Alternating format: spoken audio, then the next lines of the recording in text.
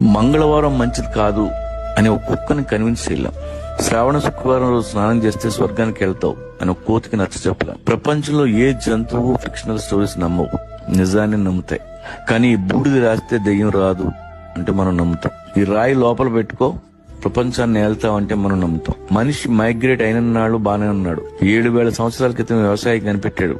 ఆ తర్వాత వేట మానేశాడు. ఇంటి చుట్టూ పంట, చేతిలో కంచం, పని తగ్గింది.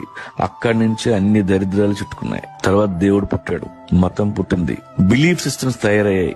వాటి మధ్య పెరిగాం. క్వశ్చన్ చేసే ధైర్యం లేదు. నలుగురితో నారాయణ, గుంపుతో గోవింద.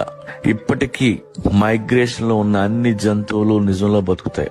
మైగ్రేషన్ ఆగిపోయిన మనం అబద్ధంలో బతుకుతున్నాం. ఫ్రీగా ప్లేట్ లోకి అన్నం వచ్చిన రోజులు ఇలాగే ఉంటాం. కానీ వేటగాడు ఎప్పుడు అలర్ట్ గా ఉంటాడు. మీ వేట ఆపొద్దు, మీ ఊళ్ళో ఉండొద్దు, కడుపు నిండిన వాడి పక్కలో అసలు కూర్చోవద్దు.